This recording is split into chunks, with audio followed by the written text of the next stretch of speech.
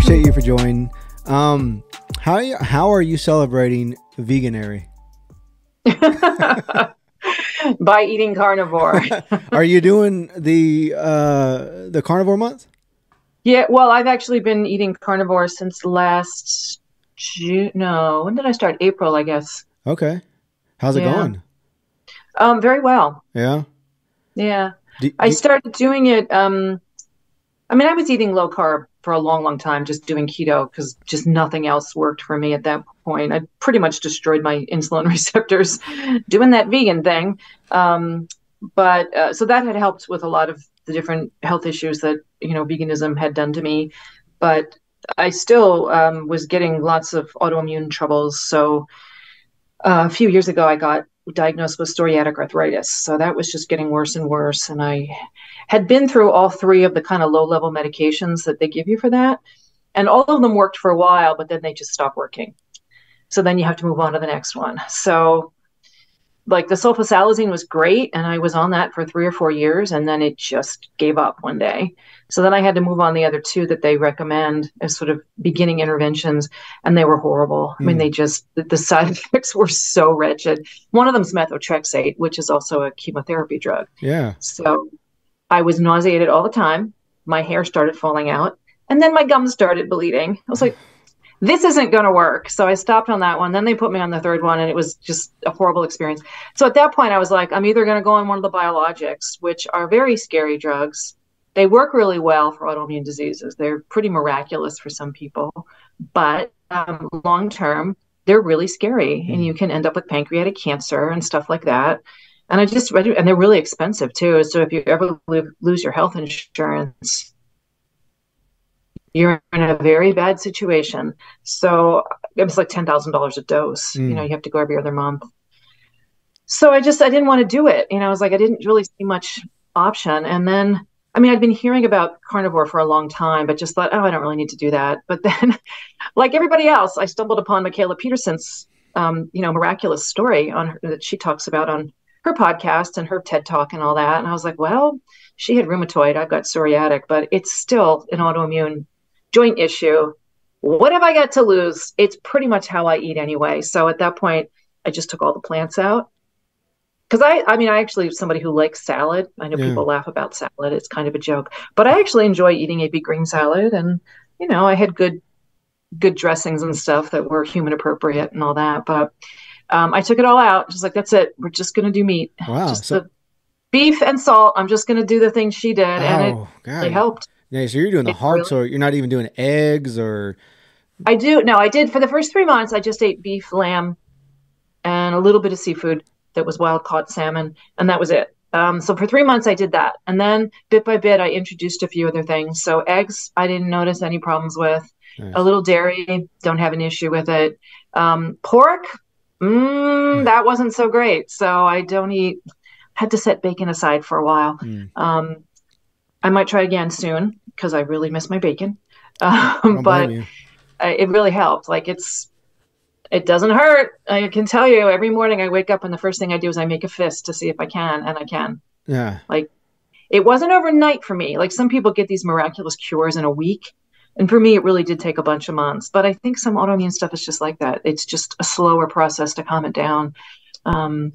So yeah, I'm going to just keep doing it. I don't really have like a date in mind. It's just, it may be that I can integrate more foods later, but for now I would rather be able to use my hands and have my feet not hurt and my ankles. So, yeah, pretty miraculous thing, honestly. I'd rather do this than go on the biologics. That's for sure.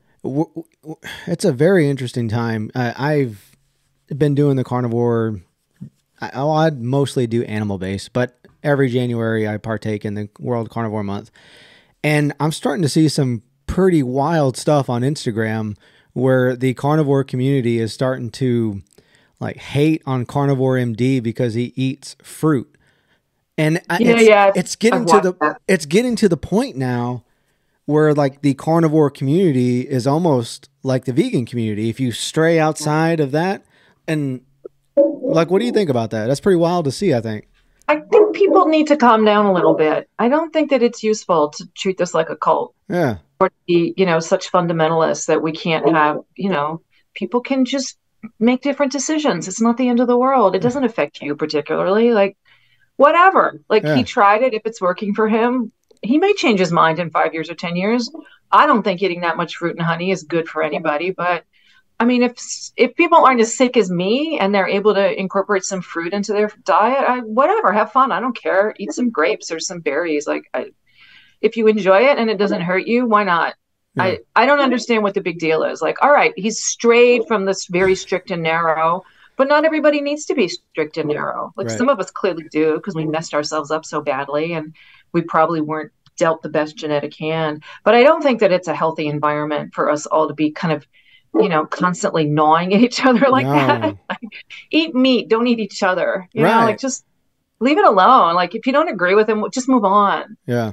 Like, explain to the world what worked for you. That's perfectly wonderful. Like, I'm happy to answer any questions anybody has about why I do the things I do and why I did them.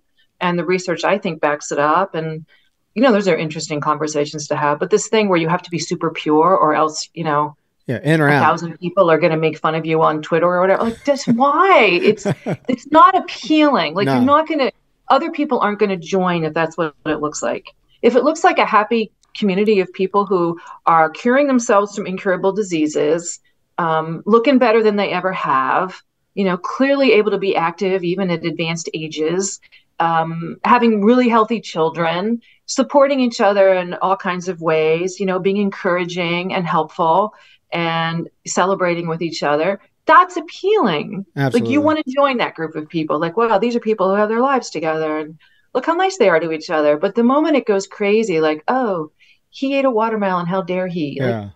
just leave it alone. You don't like him, just unfriend him, unfollow him. It doesn't matter. Like, if it's working for him, he's healthy, he's young, he can do whatever he wants. It doesn't affect me. So It's it's just depressing to me, honestly, to see this sort of same vegan, like, cult mentality yeah. sort of infect these other groups. We don't need it, people. It's fine. He can eat fruit if he wants to. The cult mentality reminds me of the political talks. It's turning Yeah. into a, Democrat versus Republican in the carnivore community.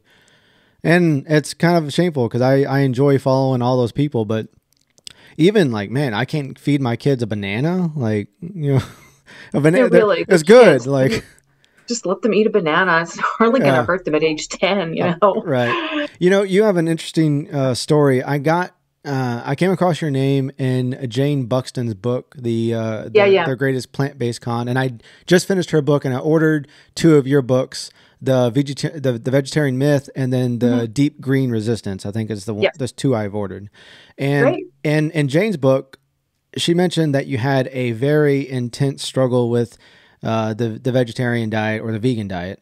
And I'm pretty sure you're exhausted at explaining it, but I think people need to hear it.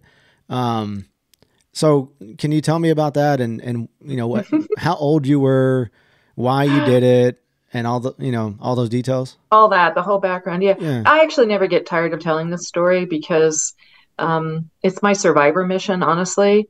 My goal is there's twofold. One is to get other very idealistic young people to not do what I did. Hmm. So if I can even reach a few of them, then my job here is done.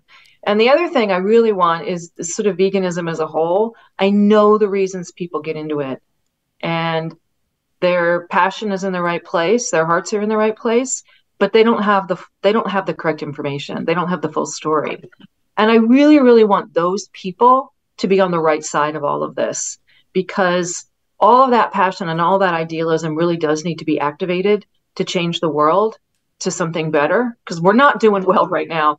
And I really want them to be fighting for the right things. And what they're fighting for right now is just utterly useless. Hmm. So I just really, really want them on board with this for their own health, but also for their political energy, for that all the values that they're trying to enact in the world are absolutely correct. So the compassion and sustainability and justice and caring about animals and wanting a better world for people too, like all of that we need that, but they've been misdirected. So I'm trying to get them back, to like into more a realistic approach to what is wrong right now on the planet and how we might fix it. So I never get tired of telling this story for that reason, because it's Right. really what I'm trying to do with my life, is to get all that back on track. But anyway, my dog is barking. I'm just going to let You're Jamie good. inside Okay. and see if he does. Jamie, come on in, baby. Come on in.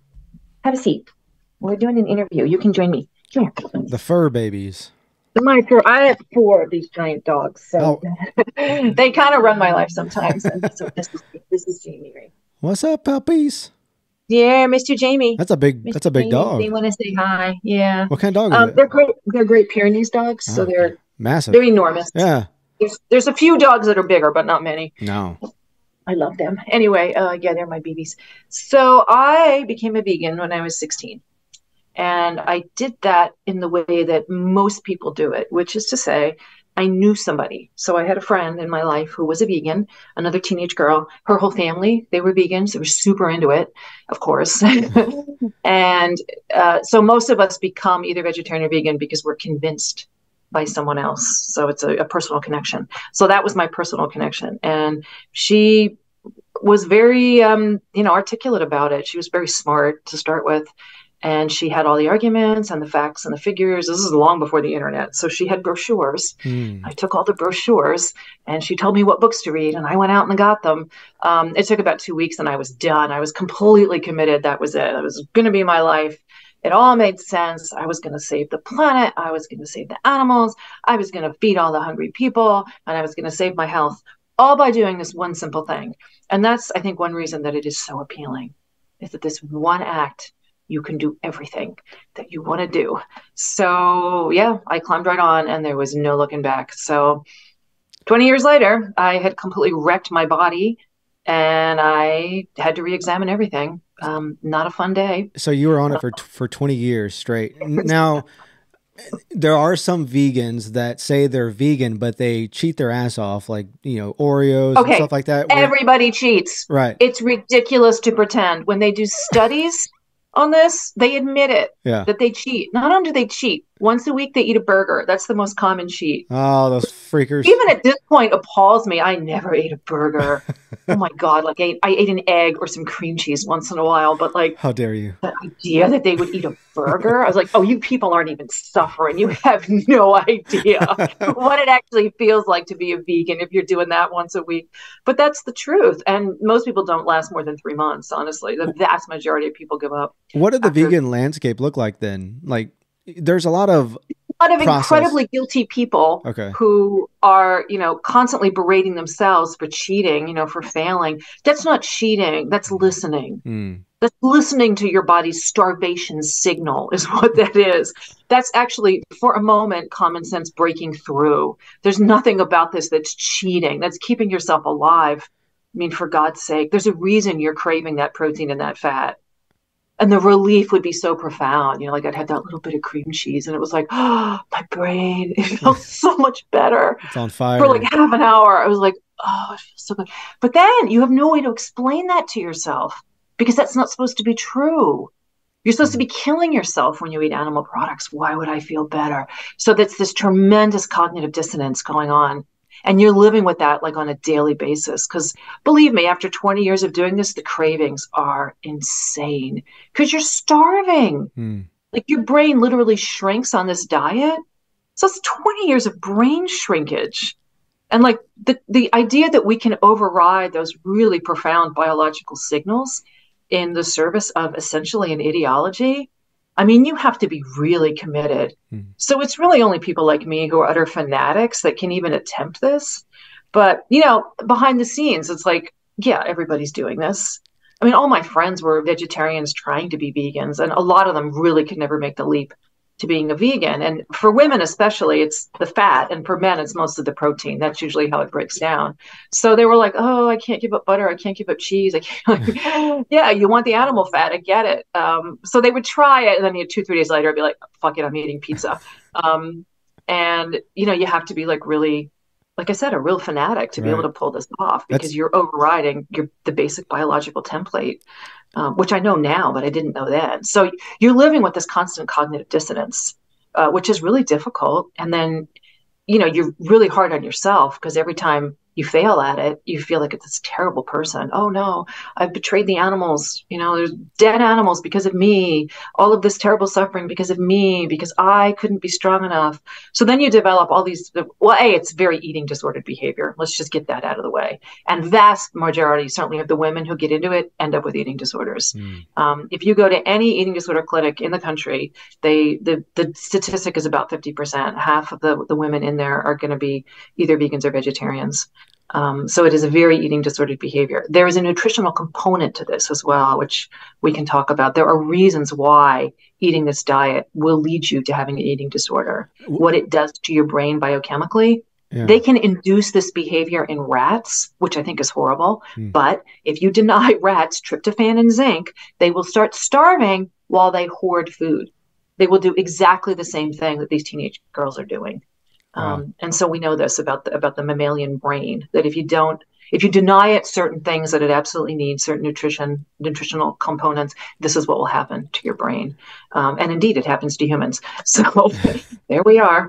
So there's that part of it. So you're sort of stuck in this constant loop of feeling terrible. Then you eat something, you feel better for 20 minutes. You feel incredibly guilty that you feel better for 20 minutes. And then, you recommit to it, because that's what happens when you have cognitive dissonance. So the original experiment, or the original theorizing about cognitive dissonance, came out of a cult in the 1950s that believed that people from outer space were going to come down to Earth, and I don't remember whether they were going to take over the planet or just take some people away with them.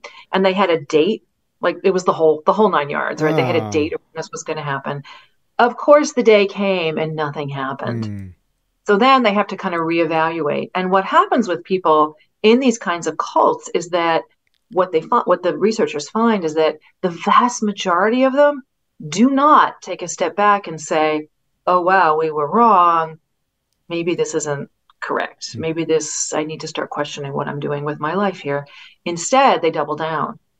And this was how they came up with the phrase cognitive dissonance. So in order to solve the cognitive dissonance puzzle in your brain, it's apparently much harder just to step out. It's a lot easier to just do it more. So they all recommitted to this bizarre cult. Nobody left. There's going to be a new date. And so we have to do XYZ to make sure that the outer space people come. And so everybody decides, okay, we're going to be even better. We're going to be even purer. And then they'll definitely come. And of course, they never came. It's years on. They never arrived. So they were wrong. But that's where the phrase cognitive dissonance was originally developed, was psychologists studying this phenomenon in cults or in, any kind of sort of intense, fundamentalist thing where it doesn't add up at the end of the day. So you're stuck in this, reality is not matching what I want it to be. What do I do with that? And most of the time humans just cling harder. They don't actually back away slowly and re-examine. And that's something to know about us as a species, that we have a propensity to this. I clearly did have a very strong propensity to this because I kept at it for 20 years. Despite every single, system in my body just failing, I couldn't stop doing it. I would just double down on it every time. Was there that final day? Was there a period during the transition where you were feeling great and you thought this was working and you felt you had energy?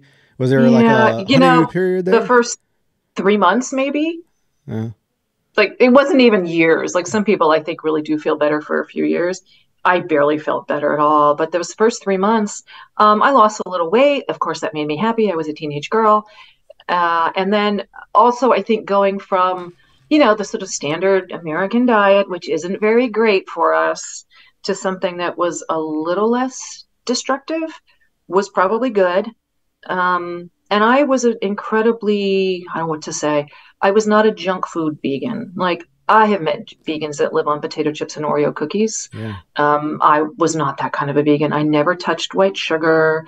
I wouldn't eat white flour. Everything had to be whole grain, whole bean, whole whatever. So it probably was better than eating potato chips and Oreos. But, at the end of the day, all of that, wholesome, whole carbohydrate, whatever, it's just sugar. And that's the thing I did not understand, that, every last one of those complex carbohydrates, it gets broken down into sugar. That's the only way it gets into your bloodstream. So it was just a massive load of sugar at every meal. And I thought I was doing well by not eating actual white sugar, but it doesn't really matter. You still have to handle that load of sugar. So I completely destroyed my insulin receptors. And the reason I say like the 3-month mark is because by the 3-month mark, I was already experiencing really severe blood sugar crashes 4 or 5 times a day, and I didn't know what it was. So I would suddenly be like shaking all over and like sweating, and this incredible urge, like I have to put some kind of food in my mouth or I'm going to pass out. Well, that's true. Like my blood sugar was so low at that point that I probably would have passed out, but I didn't know what that was. And that just got worse and worse over the course of, those 20 years.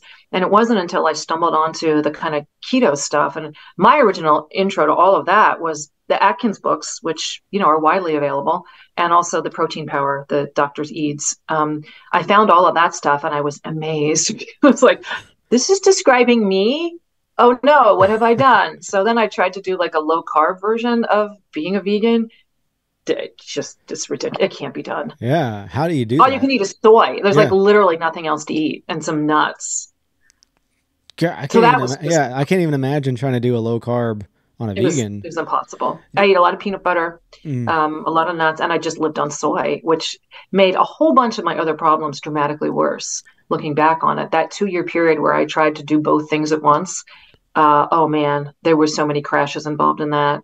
And then finally I was able to pull myself out of the entire thing, but it's not easy. It is not easy to do this. I have nothing but compassion for the people who are stuck in this world, because I know it's a good 1.5 years, 2 years before you feel emotionally okay again, because it's your whole life. See, here's the thing about being a vegan. It's never just what you eat. It's who you are. So when it starts to fail you, or when you start bumping up against information that really challenges, the sort of veganist worldview, it's really threatening. Because again, it's not just what you eat. It's like a threat to your sense of self. And that is a really scary thing. Most of us can't stay calm in the middle of that. And unless you're a very mature adult, it really does feel like an assault. And I didn't handle it well. I know it was rough, and the thing about me is that for that whole 20-year period, I actually did not stop asking questions. I still wanted to understand, well, why is the planet in such bad shape? What are humans doing that is so destructive? And why did we start doing this? Like, what is the problem here? And the answer kept being agriculture.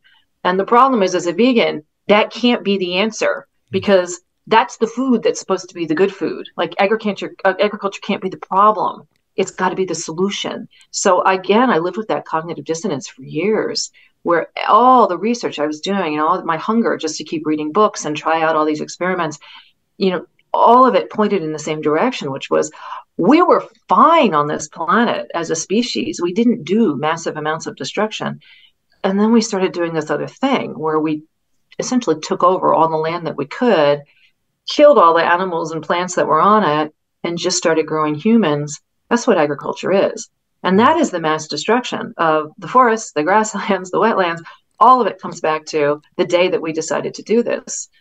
So it's the last 10,000 years, really. The first 2 million years that we were here, we were just participants like every other species. We were doing perfectly fine. And we made some very beautiful art. And we had musical instruments, and we buried our dead, and clearly we're involved in all kinds of religious rituals. And I'm assuming, we sang songs and took naps and whatever, had good sex and all of that good stuff, and pretty much did all right. And our health was extremely wonderful. Like it's, people then, the men were 6'8" and the women were 6 feet tall. So, and beautiful dentition, our teeth fit, all of the health problems. Yeah.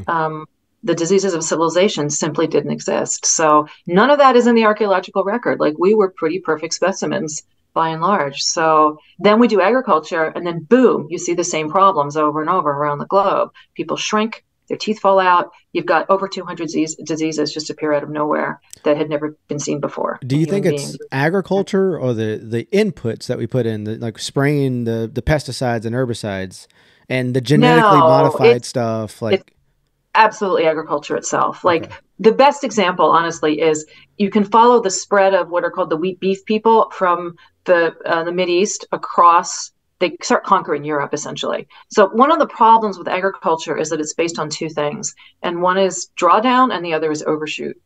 And drawdown means that you are, like, there's a certain number of species can exist in a habitat. There's more of them. So that's called Okay. overshoot, because that land can never support that many, not long term. You might be able to do it for a little while, but eventually you're going to destroy that habitat enough that it crashes to zero. So this is the classic, bacteria in a wine bottle, in a wine barrel. Like, yeah, there'll be more and more and more of them, and then all of a sudden there aren't any because they ate all the food. It's gone. They're all dead, and now you have wine. But on a planetary scale, doesn't end so well. So, like deer on an island, there's no predators. The deer make it to the island. Everything's great for a generation or two. By the end of it, you've got 800 deer, where maybe 25 could have survived, and then they're all dead because they've eaten everything there was to eat, and they all just crash. So what do you think about agroecology or regenerative farming, whatever you want to title it? What do you think about those sustainable farming agriculture practices? So I think that the only way this can be done if you're going to use the word sustainable, the only way that it's meaningful is if it's perennials and it's polycultures and it's integrated with animals. So this, for instance, would be your basic grass-fed beef farm, right, or bison ranch. That you could do forever. It requires no inputs, and the animals and the plants are working together in a kind of symbiotic relationship. And year by year, what they're doing is they're growing topsoil. So there's more and more soil every year, not less and less. And the only input needed is the sun and the rain, and you're good. You're good forever. That could go on until the sun burns out, and at the end of the day, there'd only be more soil. Okay. Because they make a perfect community, and the reason they do that is because they evolved together. This is the part that's like, it's actually really simple. Yeah. That's what they've been doing since the beginning. Grasses are really different than trees in this regard, because they need the ruminants to actually help them grow. The action of the ruminant in actually like chomping on the grasses, the growth point on grasses is at the very bottom of the plant. With trees, it's at the top. So like I'm looking at the window right now, I see the redwoods, and the tip of every branch is a really bright green, because that's the new growth. So that's how they're growing. They're growing out. But grasses are completely different. They grow from the bottom up, which is to say they can be munched and it doesn't hurt them. In fact, every time that a ruminant does that, it stimulates root growth in the plant. So you can see that they evolve together, because the action of the animal helps the plant be stronger and sturdier and have deeper roots and better root systems. And it makes it a much more resilient plant every time it's eaten. Also, the saliva in the ruminants actually produces more root growth as well. It's a stimulant to the roots. So they've done this for each other. And then what the plants give to the ruminants is, they're called ruminants because they have a rumen. And that's, they have this incredibly complicated 4-chambered stomach. 3 of them are completely dependent on the action of bacteria. So the only creatures on the planet that can digest cellulose essentially are bacteria. We can't do it. And in fact, even the ruminants themselves are not doing it. What they've done is they've set up like their own like sort of mini ecosystem inside their bodies that supports bacteria. So it's a neutral pH. We have very acid stomachs because we're carnivores. Theirs are neutral. And that's so that the bacteria can live there. And what the cow is doing when it eats the grass is it's actually feeding that cellulose to the bacteria. It's the bacteria that actually digest it. Okay, so then the bacteria digests it, and 2 things happen. One is that the kind of waste products of the bacteria are actually food for the cow. That's actually what the cow is eating. And then at the end of the day, when the bacteria dies, those bodies are also digested by the cow. And so what the cow is actually eating is a high-fat, high-protein diet. Yeah. It looks like they're eating grass. They're not actually eating grass. They're feeding the grass to other creatures who then provide their bodies in exchange and feed the cow. And again, this is a symbiotic relationship. Without all 3 of these creatures being involved, the entire place turns into a desert. That makes me laugh, because I was talking to this vegan author one time on the podcast, and she was saying, well, look at gorillas and cows. They eat grass, and look how strong and healthy. And I'm like, they're a fucking animal. We're humans. We Or it's not the They same. You can't even totally different compare. digestive system than us. Yeah. Totally different. But at the end of the day, they're not even vegetarian. It looks like they might be. They're not. They're eating the bacteria. And also, it has to be pointed out, 10% of their diet is animals anyway. They're insects by and large. But insects are animals. I don't know why they don't count, but they're animals. And about 10% of the calories that a cow eats is actually insects. Oh, I didn't know So the that. ants and the whatever, whatever little crawly things are living there in the grasses, they're eating them. And if you deny them that, they're not as healthy. Like they actually need those animal products to stay healthy. And it's the same with, I mean, you can talk about gorillas or whatever, but I just think about this. The common sense tells you, think about a gorilla, the outline of a gorilla. If you were going to draw like what a gorilla looks like as a stick figure, it's that enormous barrel of a trunk, right? Yeah. Nothing at all like our rib cage. It's enormous. Why? Because they eat leaves and they need to be able to break them down. So they have a completely different digestive system, much more similar to a cow than to us, Yeah. because that's what they eat. But again, 10% of that is going to be animals anyway, and they They have to have that or they get sick. have you Um, heard of Rome Ranch in Fredericksburg, Texas? no, are they doing like a regenerative? Oh, Are they doing like yeah, savory stuff? you Yeah. got to check it out. So it's a guy started him and his wife started a company called Epic, the Epic Oh, I Bars. know the Epic. Okay, I just Okay, didn't realize the connection. Yeah, well, yeah, I know about so Epic. Yeah, okay, so him and his wife sold that company to General Mills, and then they opened up or started Rome Ranch, and it's a regenerative ranch in Fredericksburg, Texas, where they raise bison, yeah, and they do it everything like you were saying. So everything is working with each other in one ecosystem, and we did a podcast with him, and he was amazing. So he kind of got me started in the regenerative route. I've been a part of yeah. agriculture my entire life, and I'd never heard of these regenerative Mm, methods like no-till practices, yeah, not yeah. spraying, all that stuff. So yeah, it's been a learning for me the last I would say 12 to 18 months. So The best website for listeners, if you want to get involved in this at all, it's called eatwild.com. mm, And you can go there and they have a map of the whole United States. You click on your state and then it will list all the farms that are doing grass-based farming and what they sell to the public and how to get in touch with them. So you can get beef, you can get pork, you can get chicken, whatever they've got, or raw dairy, whatever they've got, and you want it, you can find it. And a lot of times you can go right to the farm and get it. Other times they do mail order or they'll do farmers market. But that's the best way to find the most wondrous places on the planet that are actually restoring everything. They're restoring the soil, they're restoring the water table, all the local waterways, like everything that you want to be done to the planet, they're doing. Like they're actually helping things repair. And when you do this correctly, it also means that all the other animals get to come home because they finally have habitat again. So, I mean, I've seen examples of this where, they let the grasses and the ruminants do their thing, and within just even a few months, there'll be birds present that nobody has seen for 100 years mm, because they finally have a place to live. These would be right. ground-dwelling birds that need to nest in the grasses. They can't do that if it's wheat or soy or whatever because that's not where they live. And also, the plow comes through and destroys it all. And the bare ground then is what's left, and that's not habitat for ground-dwelling birds. But if you have perennial grasses, yes, that's where they want to live. So these incredibly rare species will turn up that really haven't been seen for 100 years, or they'll stop over on their migration or something. But it's because there's habitat for them; they've got their home back.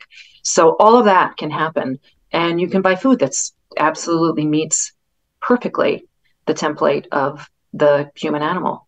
So the omega-3, omega-6 balance is incredibly important. We know how omega-6s are over implicated in every single disease process, like from depression to autoimmune to heart disease to like everything gets better if you can calm down the omega-6 overreaction. And so you have to eat them in the omega-3s and the omega-6s have to be eaten in the correct balance for humans.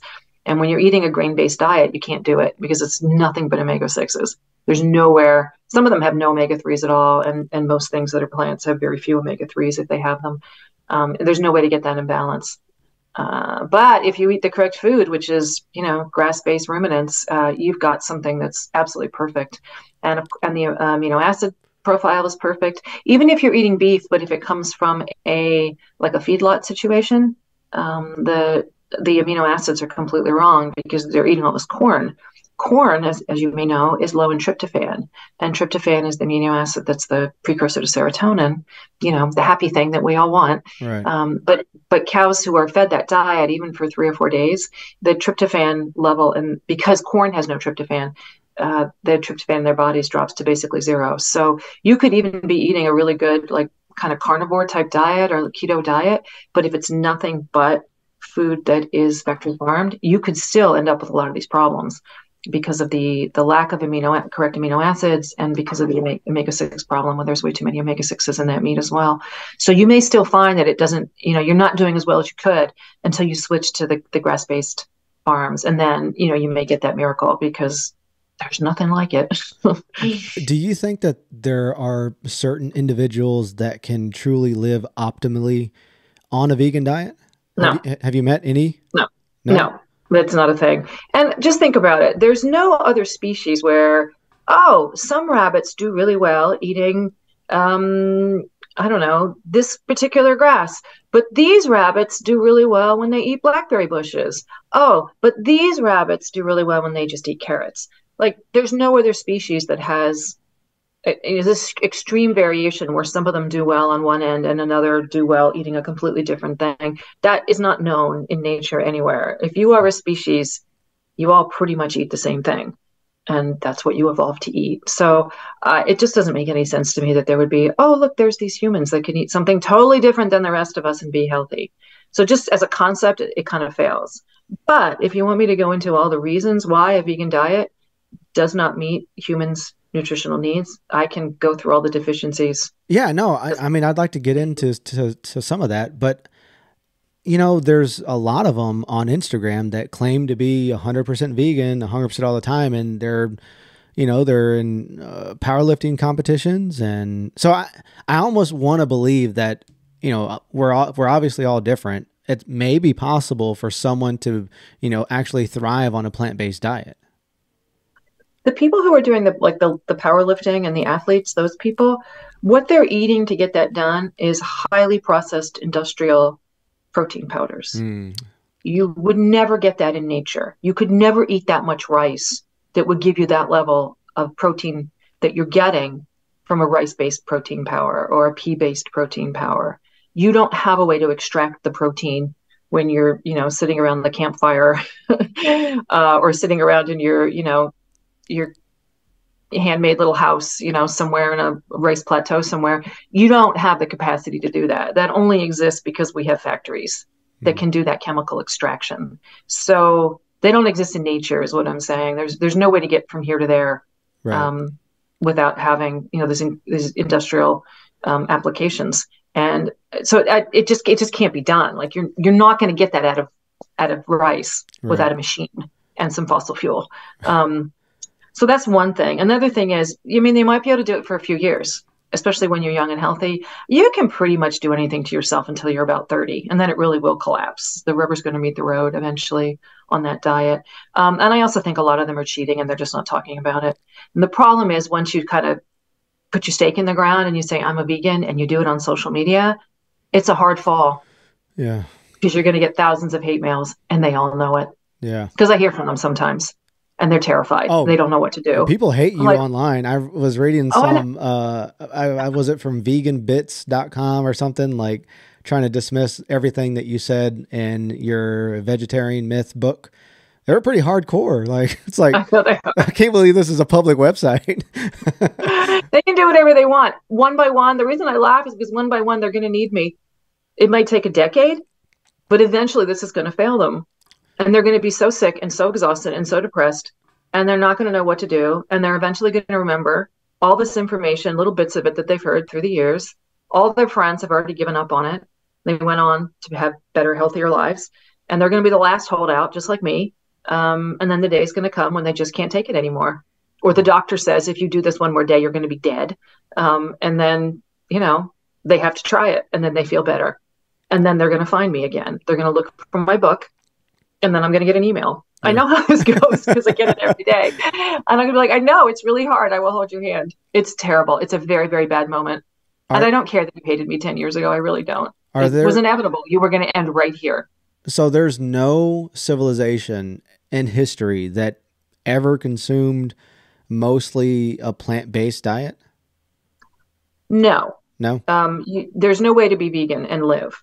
So even the very, very, like, there's some strange religious cults that you can find here and there around the globe that actually did try to be vegan. The only reason that they didn't all die at once was because the way that grain is harvested, before mechanization and before the kinds of storage that we have now, it would have contained a tremendous number of insects just ground up into the grain, and that's where they were getting their B12.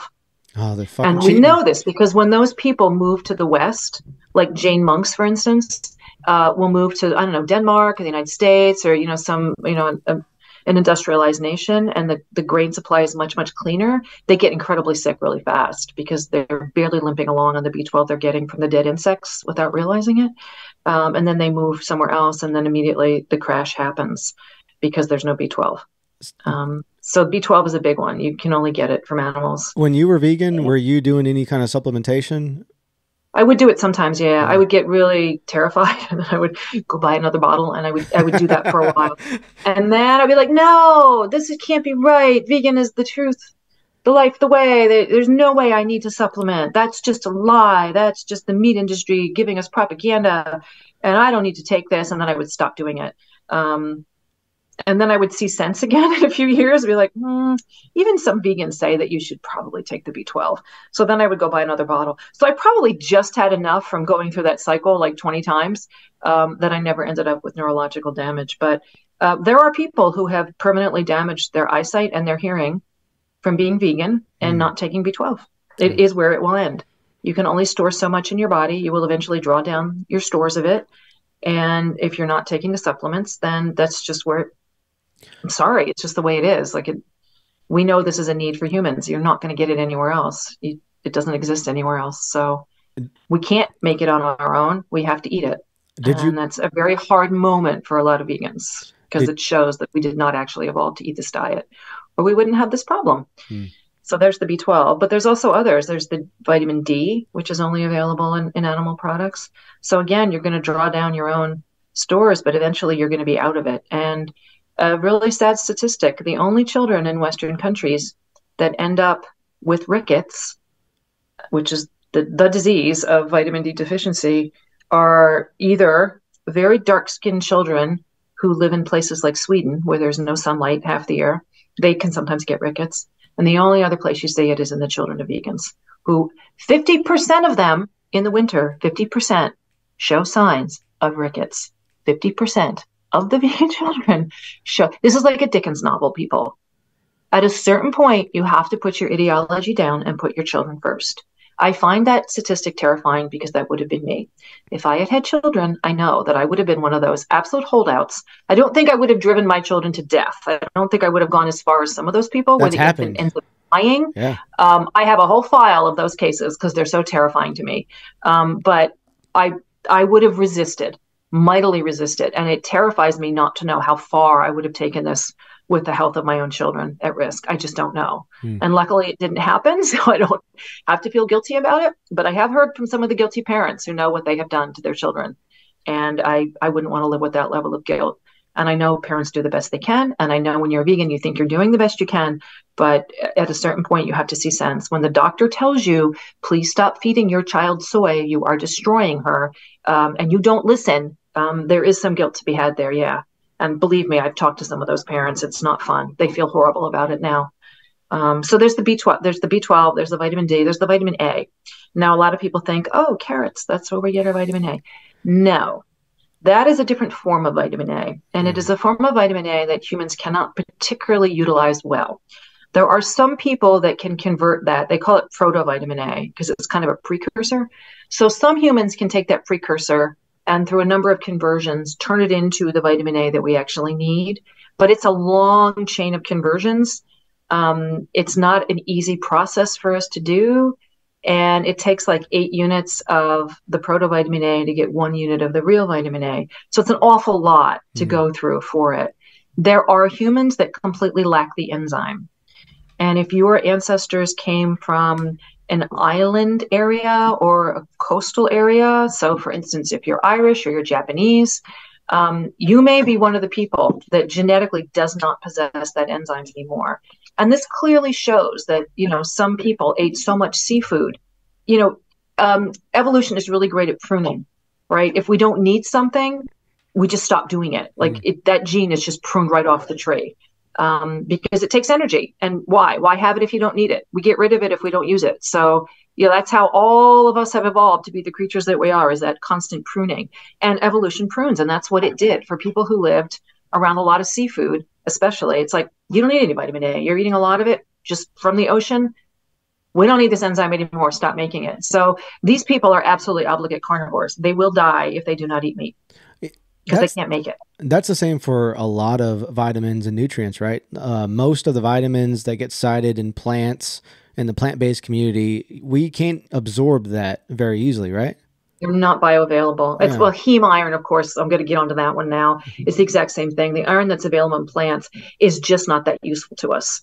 It does not, the heme iron is a very particular iron, and it's found in, the best quantities I've heard are found in red meat. You can find it some in other kinds of meat, but red meat is really the go-to for it. And if you go online, look at what the red blood cell looks like, it's this really amazing little thing that, again, evolution has just, I don't know, just buffed to be one of the most amazing things in our bodies, I think, is this red blood cell. And right at the center of the red blood cell, it's got this very sort of concave donut kind of shape to it. And right at the center of it is where the iron goes. And the job of the heme iron is, as the blood is going through the lungs, it is the molecule that can grab the oxygen from the surface of the lungs. And then as it's traveling around through your bloodstream, it releases that oxygen to whatever cell needs some right now. So it sort of delivers the energy, through your body at any given moment. That's what's actually doing that work for you. And if you don't have oxygen, we know what happens. You're pretty dead pretty quickly. So this is, pretty basic to being alive. And other kinds of iron, if your body can't find the heme iron to put that in the center of that red blood cell, it will take whatever it can find, because with nothing, you're dead. So it'll grab the plant ones, if it has to, from spinach or whatever. But it doesn't do a great job. And your blood cells will be slightly misshapen from it. And, you end up with anemia. So I ended up in the hospital once with, pretty severe anemia. And I know I've talked to plenty of other kind of recovering vegetarian vegans, and you'll find this story, especially with young women, that they ended up in a very bad way from anemia. And this is why, is you've got to have the heme iron, and there's no way around it. And the doctor may give you a stern talking to, but if you're too ideologically bound, you're not going to listen. So you either have to supplement it or you're just going to eat it. And it just seems silly to me to pretend that, if you need to take a supplement for it, obviously you were meant to eat it. So just accept the facts and eat the real food that humans really need. So heme iron is another one. You just can't get it in plants.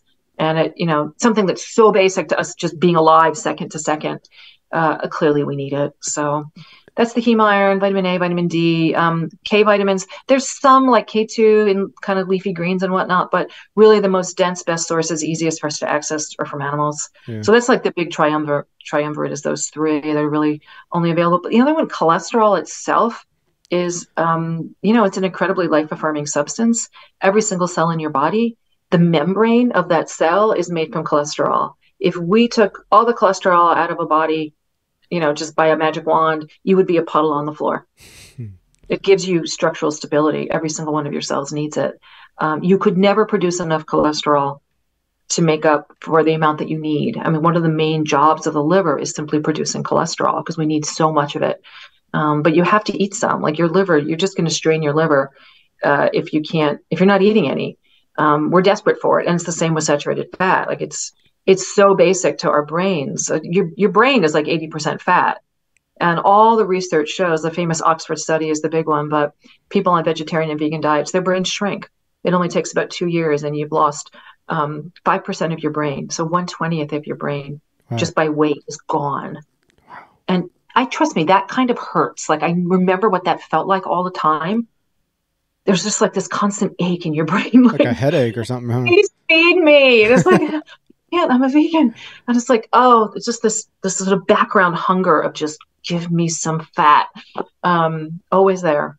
Did you And that's become? just really sad. This is an organ that's 2 million years in the making. Hmm. It's what makes us human. It's our claim to fame as humans. You know, leopards run really fast, giraffes grow really tall, elephants do amazing things. What we do is we have these brains, you know, which makes us able to do amazing things with these thumbs. Like that's the, you know, the little double whammy here. We can make tools and we can do really cool things with those tools, but we need brains and we need the thumbs. And if you're starving your brain, it's just really sad that this incredible 2 million year old amazing gift you were given, you're destroying it, willfully destroying it. Right. I did it. I know it's a really sad thing. Like, don't do this to yourselves. So the saturated fat, the cholesterol, and we have a fallback plan. If you do not have enough saturated fat in your diet, here comes the cravings. This is why people on low fat diets, including vegan diets, crave sugar. So it's one of the reasons so horrendously. Hmm. We have we have a fallback plan. So the things that are really important in a living being, there's usually redundancy. Like, okay, if that doesn't work, we'll try this. And when that doesn't work, we'll do it this way because we don't want to die. So you have these sort of fallback plans biologically. If you don't eat enough saturated fat, your body can actually make it, but what it needs to make it is sugar. So you're going to crave sugar like nothing else. And this is half the reason they all end up sugar addicts. And I had a friend, again, one of these people who was a recovering vegan who, you know, sort of sought me out. And we ended up being, you know, friendly over the internet and whatnot. He's a really nice guy, but man, did he have a story. But the part of the story I'm going to tell you is he worked in a vegan bakery in Portland, Oregon. And he said every day at 2 o'clock, they would be lined up around the block. And what they all wanted was this one cookie that they made in this bakery that was like, it's about this big. It was like this huge round hunk of essentially sugar. And then on top of the cookie was the icing on the cookie. And this is really what they wanted. Like, you could just give them a spoon, they would have eaten the icing. And the icing was this really nasty vegan margarine stuff that's like canola oil and soy oil fluffed up. And then they just poured in, you know, like a gigantic bag of sugar and a little vanilla probably, and they just beat it together. And then they would slather on this like 2-inch wedge of this really nasty, you know, industrial seed oil plus straight up sugar on top of the cookie. And they would line up around the block, and all they wanted was that cookie. Because of course it's 2 PM, their blood sugar's completely crashed from lunch. They've got to get to work. They can't because they would literally be people crying every single day. He said there was not a day when somebody in that line was not crying. It's the blood sugar crash. I know exactly how bad they felt. I had so much compassion for these people. I know this is a funny story, but I know how badly they felt. You feel like you're dying because your blood sugar is too low. And indeed, it is a biological emergency. That is what they're experiencing. But this is not the way out. You're only making it worse. Because every single day they sold out on those cookies, just the giant slab of sugar on top of the nasty cookie. And that was what they wanted every day. And that's why, what's half the reason? One is the blood sugar crash. One is the tryptophan problem, which we can talk about. And third is this, that they need the saturated fat. And the only way their bodies were going to get it was to send out this like SOS signal. Give me sugar. I'll make you the fat that you need. That's what their bodies are doing to them. Just directing their brains right toward that sugar. That is wild. And that's what they did. I know. So tryptophan, again, that's the amino acid that is the precursor to serotonin. And we all know that serotonin is like, you know, the feel-good one. We all want that. You have to have tryptophan to make it. Okay, so tryptophan is what they call an essential amino acid, right? We have to eat it. We can't produce it ourselves. So you have to have it in your diet. There really aren't any good plant sources of it. There's a few, a little bit of tryptophan, not a lot. The best sources are, again, grass-fed beef, tons of it. The problem is that tryptophan, not only is it hard to come by, but it's kind of weak and it has a hard time crossing the blood-brain barrier. If there's any competition from other amino acids, it really just takes a back seat. It has a hard time getting through there. And so if you're eating enough of it, you might not experience that because there's enough circulating that eventually some gets through, and then you can make serotonin. The problem for people like vegans is that you're getting so little of it that it's just never going to make its way through that blood-brain barrier.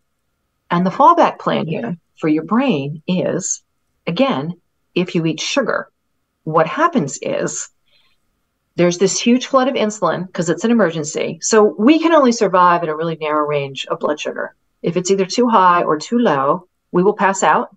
You can fall into a coma and you can die. And anyone who's diabetic can walk you through that process because it's, you know, it's a scary time. The problem with eating these high carb diets is that you're constantly going through that cycle. So you eat a load of carbohydrate, it turns into sugar, it's absorbed into your blood. Your body freaks out and says, what have you done to me now? Blood sugar's way too high. And your brain is like, you're going to cook me in this sugar. I can't handle this. Emergency response, pancreas. Here's a flood of insulin. And insulin's job at that point is to grab everything that it can as fast as it can out of your blood sugar and shove it into the cells. Any cell it can find that will take it. Just take this, get it out of the blood so that we don't die. So it's an emergency response. The problem with eating these high carb diets is that you are doing that 3, 4, 5 times every single day. It's not a once in a while emergency. It's constant. So it's too high. Insulin comes to the rescue, shoves it into the fat cells, especially for storage. But it's a really blunt instrument, which shows you that we were not designed to do this. It's taken out way too much from your blood sugar, So now your blood sugar is way too low. So you crash to the other side of the cycle. And this is when you start shaking and crying and you've got to put food in your mouth. It is a biological emergency. You're right. That is what you're experiencing. And the drive to put sugar in your mouth at that point is overwhelming. And that's those people lined up at 2:00 who want that 2-inch wad of sugar. So then you eat it. You feel better for 20 minutes because now your blood sugar's gone back up. But guess what? You've cracked the top of it now. Now you've got way too much sugar in your blood again. Pancreas has to come to the rescue, does the emergency thing into the fat cells, then it crashes way back down. And that is the roller coaster you are going to be on as long as you stick to one of these high carb diets. It's just going to be up, down, up, down, up, down all day long. By the time I was done being a vegan, I mean, I was just constantly eating. It was just like every 20 minutes, I had to put another bite of something in my mouth because it was just that constant. I had totally blown through my insulin receptors. There was no give in the system at that point. Yeah. But the point is that when the insulin does that, like the one thing that insulin, for whatever reason, cannot touch, it can't grab a hold of, is tryptophan. So it clears the blood of literally everything that it can. Tryptophan is all that's left. So now there's no competition. Tryptophan will get through the blood-brain barrier. And this is why when people are depressed, they crave sugar. This has been... You get that little hit of tryptophan. You'll get a little bit of it, and you'll feel a little bit better. And we all know this. And this is why when you're depressed, comfort food, and you tend to gain weight because you're just eating this junk all the time. But there's a biological reason for it. It's not that you're weak-minded. It's not that you have a moral failing. You don't. You're suffering, and this is your brain trying to help you. This has been a wonderful conversation. I don't want to stop it, but I have a hard stop here in about 2 minutes. I'm looking forward. We can do it again. If we didn't get to everything, and I know we didn't, I'm more than happy. Well, I'm definitely going to reach back out after I read your books. This is one of the first times that I've had a podcast before I've read the books. Okay. So I'm definitely going to reach out again. Are you on social media for people that can follow you? I am on, you can find me on Facebook. Okay. And I just last week reactivated my Twitter, which has not been active for like 20 years. I mean, I got on Twitter immediately when it started and I was like, I don't like this. This is awful and mean. I'm not doing it. And I didn't like erase it. I just like made it go away. And then I've got people like, you need to be on Twitter. You got it. I was like, all right. So I'm trying it. Okay. I'm going to see how bad it gets, but it's just Lierre Keith. You'll find me on Twitter. It's pictures of my dogs and whatever. You can go see me. And I put up, if I'm going to be doing social media things, I try to, I'm going to be interviewed or I'm in this movie or whatever. I try to get. Awesome. Try to remember to do all that stuff. It's hard to remember it all, but I do my best. Well, so anyway, find me on Twitter, find me on Facebook. You can send me an email. I have a website. If you have questions, if you're somebody who's struggling with getting out of veganism or any of those questions about it, I'm always happy to hold your hand or give you more resources. Is what I do. So I'm happy to do that. Awesome. I'll post all your info in the podcast notes. And after I read The Vegetarian Myth, I'll definitely reach back out. So I appreciate your time. Thank you so much. This was fun. Okay. All right. Great. Bye. Bye-bye.